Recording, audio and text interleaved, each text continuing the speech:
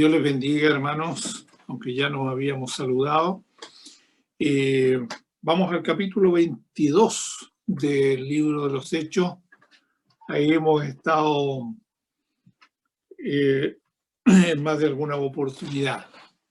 Por lo menos el jueves pasado estuvimos viendo esta parte del libro de los Hechos. Entonces,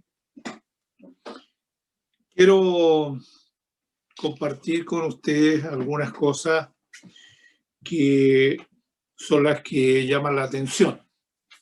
Una de ellas es la que tiene que ver con el relato de la conversión de Pablo, o la conversión de Saulo, ¿no es cierto? Después entendemos que su nombre es Pablo.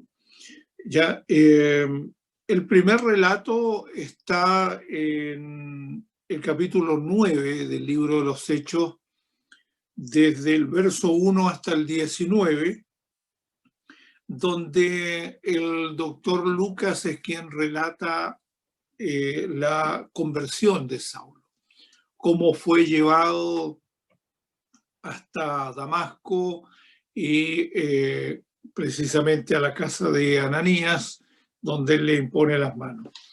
El segundo relato lo hace precisamente Pablo en el capítulo 22, desde el verso 6 hasta el 21, haciendo mención allí en poder persuadir en alguna manera a los judíos que querían poco menos que lincharlo. Entonces, este segundo relato de la conversión lo hace precisamente en ese contexto, para persuadir a los judíos. El tercer relato de la conversión lo encontramos en Hechos capítulo 26, desde el verso 12 hasta el 18, para persuadir y enseñar en alguna manera a los gentiles lo que había acontecido con él. Tenemos un cuarto relato en Filipenses capítulo 3, versos 5 al 8, y allí da a conocer algunas cosas, digamos, más en el aspecto teológico, más en el aspecto de la enseñanza, ya en Filipenses capítulo 3. Y el último relato lo encontramos en Primera de Timoteo, en el capítulo 1, verso 12 al 17, y en esta oportunidad él hace mención, Pablo hace mención muy breve de su conversión, pero precisamente para dar ánimo a los creyentes.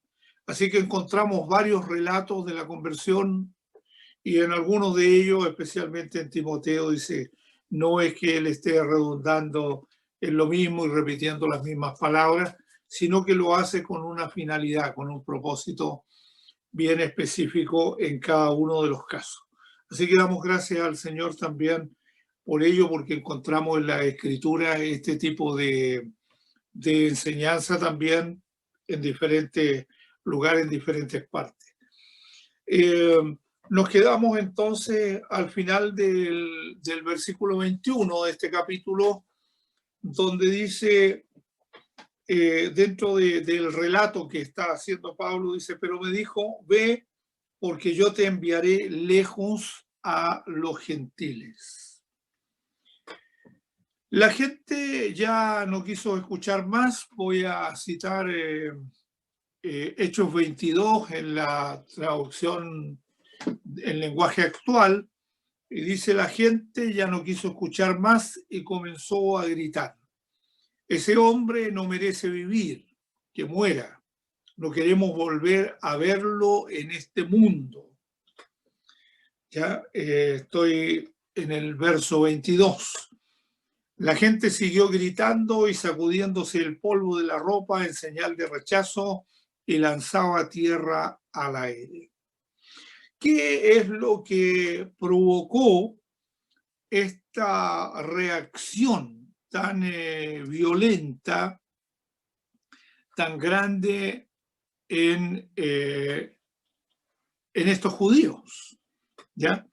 Cuando oyeron la palabra a los gentiles, en el verso 21 está eso, esta turba entonces se enfureció. ¿Cómo podían entender ellos que el plan que Dios tenía, ese plan de salvación que nosotros conocemos, se podía también dar libremente a los gentiles?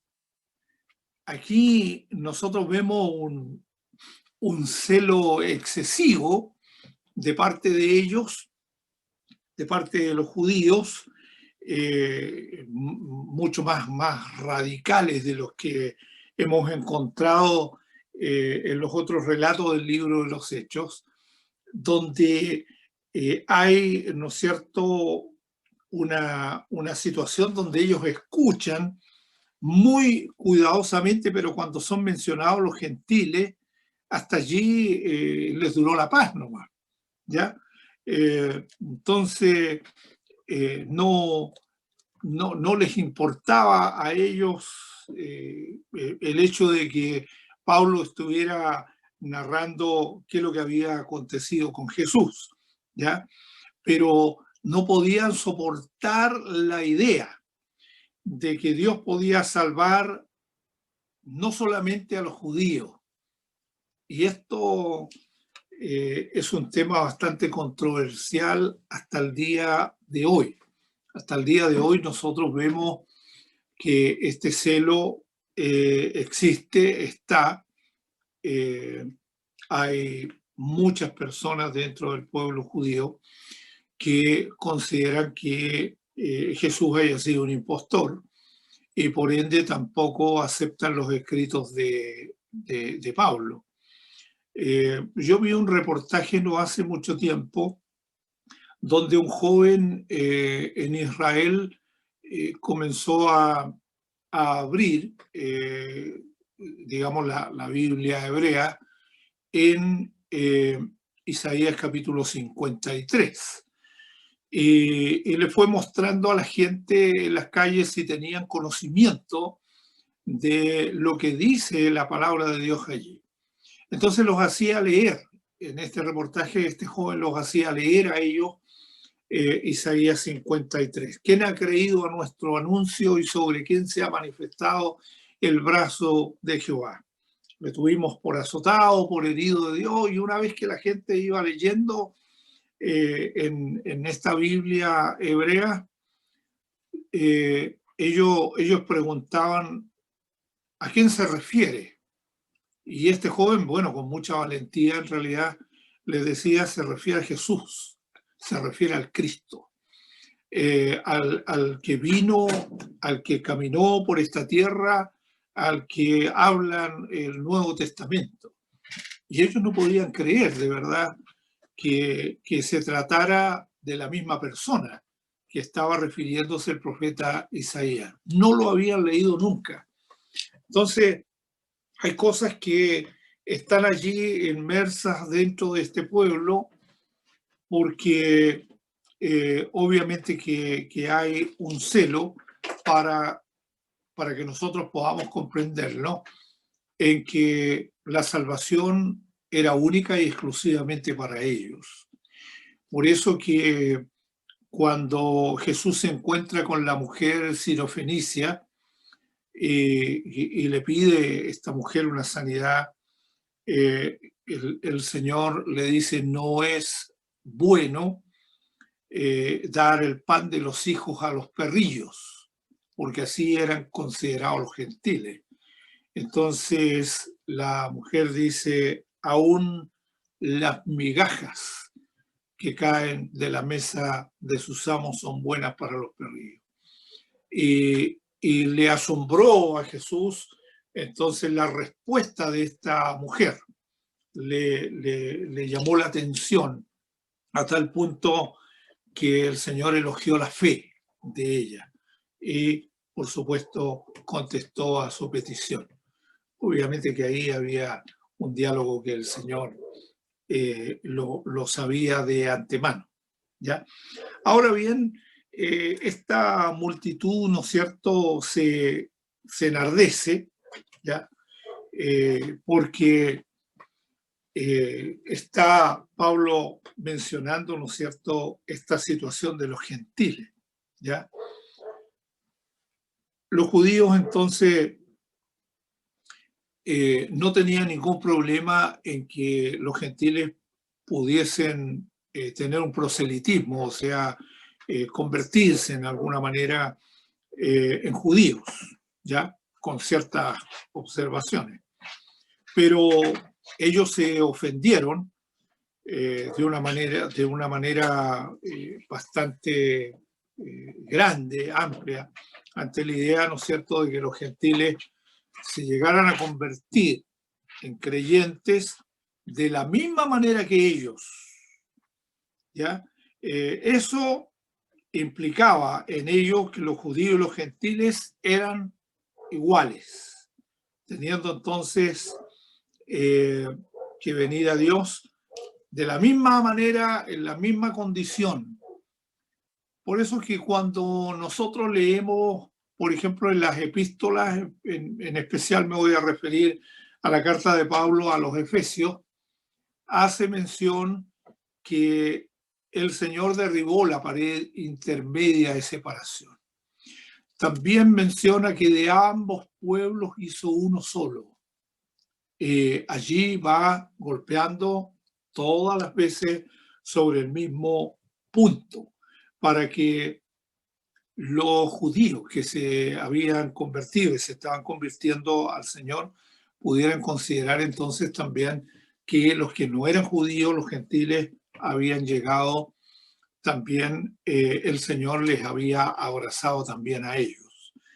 Es importante mirar eso porque tiene un trasfondo histórico y teológico que en pocas palabras no lo podemos resumir, pero debemos entender que para ellos sigue existiendo el mismo celo. Quita de la tierra tal hombre porque no conviene que viva. Esta es la reacción sobre esta palabra a los gentiles. Y ahí vemos entonces ya el verso 24, mandó el tribuno que le metiesen en la fortaleza y ordenó que fuese examinado con azotes para saber por qué causa clamaban así contra él.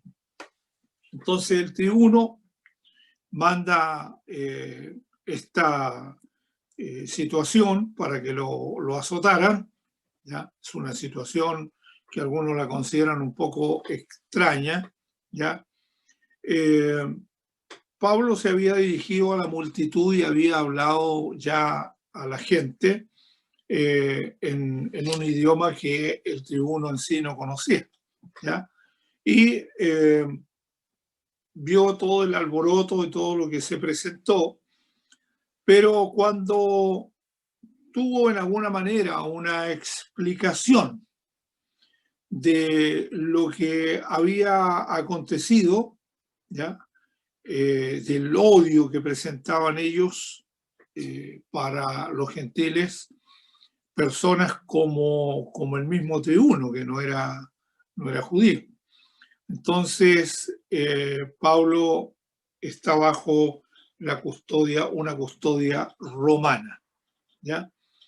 Examinado, dice, con azotes, golpeado.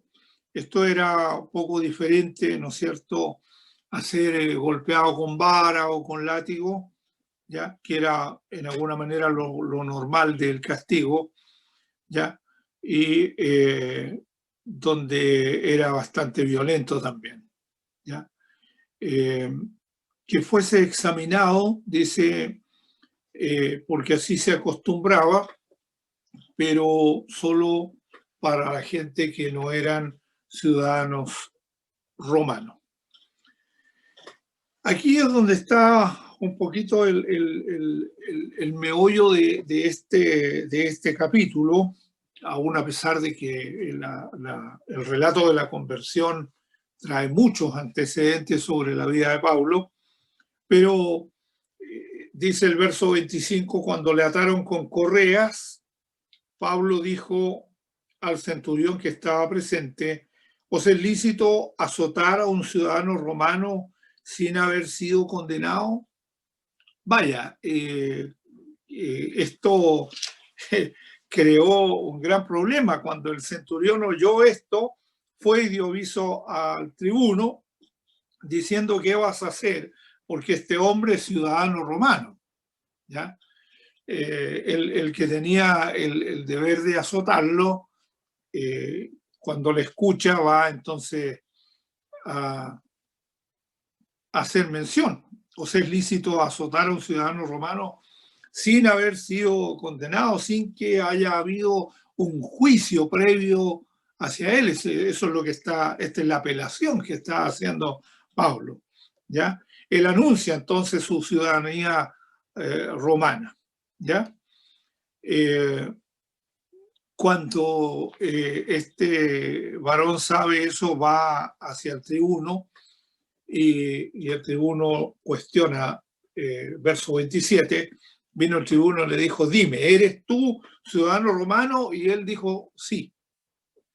Entonces, aquí la pregunta era obvia, ya se la habían dicho, ¿ya? Él hace mención que con una gran suma, dice el verso 28, adquirí esta ciudadanía. Entonces Pablo dijo: pero yo lo soy de nacimiento. Fíjense, hermanos, que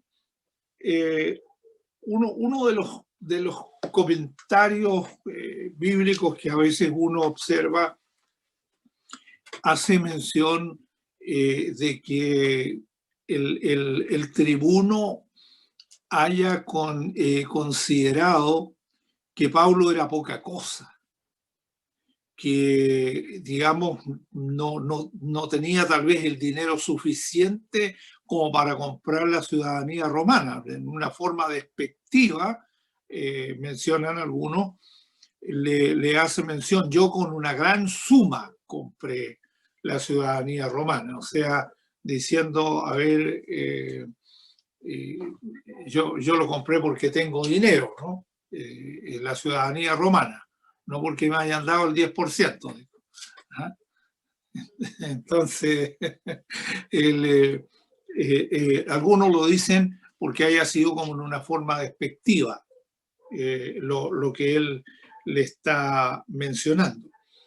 Y Pablo, al responder, dice: pero yo lo soy de nacimiento.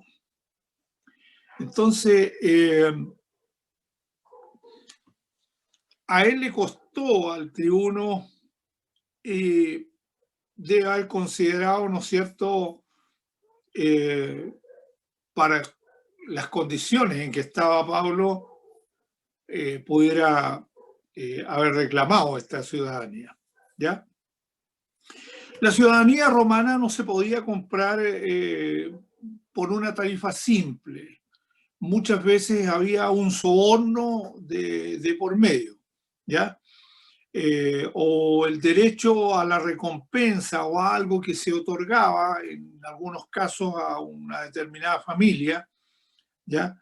El punto no era que el tribuno dudaba del reclamo de Pablo, sino que estaba insinuando que cualquiera podía convertirse en ciudadano romano en aquellos días, aún pagando por ello, ¿ya? Entonces, cuando Pablo le menciona que él es de nacimiento, está hablando de varias cosas. Tal vez sus padres, sus abuelos, algún antepasado de Pablo, pueden haber recibido los derechos de la ciudadanía por algún bien hecho al favor de Roma. Algunas versiones, como por ejemplo la NTV, la del lenguaje actual, algunas mencionan que fue el hecho de haber nacido en una ciudad romana. Es el hecho de que él haya mencionado, ¿ya? No hace mención por lo menos la versión 60, ¿ya? De que haya habido algún servicio valioso, que haya ocurrido algo con algún antepasado. Entonces, aquí hay varias situaciones que destacar. Pablo, como un hombre inteligente, con mucha sabiduría, a la vez bastante educado,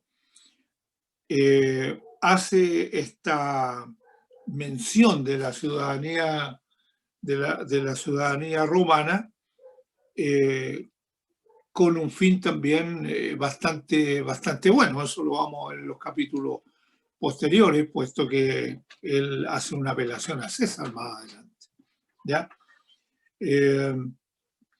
El tribuno tuvo temor, nos dice aquí la escritura. Se apartaron de él los que le iban a dar el tormento, y aún el tribuno, al saber que era ciudadano romano, también tuvo temor por haberle atado. Al día siguiente, queriendo saber de cierto la causa por la cual le acusaban a los judíos, le soltó de las cadenas, mandó venir a los principales sacerdotes y a todo el concilio, y sacando a Pablo, le presentó ante ellos. Entonces Pablo, mirando fijamente al concilio, dijo: varones y hermanos, yo con toda buena conciencia he vivido delante de Dios hasta el día de hoy. Miremos entonces, para ir concluyendo, quería saber por qué causa le habían acusado, ¿ya? No sabía los detalles de esta revuelta que se había presentado, y decide nada más ni nada menos que llevarlo a los líderes religiosos, ¿ya? Mandó venir entonces a los principales sacerdotes y a todo el concilio. Aquí estamos hablando de un grupo de 70 personas. El Sanedrín era el Congreso o el Parlamento de los judíos. A Pablo se le daría la oportunidad de hablar ante el grupo del cual un día él también había sido miembro de ese cuerpo, ¿ya? Entonces, vemos que Pablo pensaría que esta era la gran oportunidad que tenía para predicarle acerca de Cristo a aquellos que en algún momento había estado con ellos y los conocía bien. Entonces, ¿cómo Dios hace para llevarle hasta este Sanedrín, hasta este concilio, ¿ya? Y cómo el testimonio de él también ellos lo conocían, ¿ya? ¿Cuánto le era necesario a Pablo padecer entonces? Hasta allí nosotros vemos toda una situación bien compleja, pero sacando, como digo, lo mejor de este capítulo. Una es el relato de su conversión y la otra es cómo él llega hasta el tema del Sanedrín, cómo se libra de este castigo, este flagelo, ¿ya?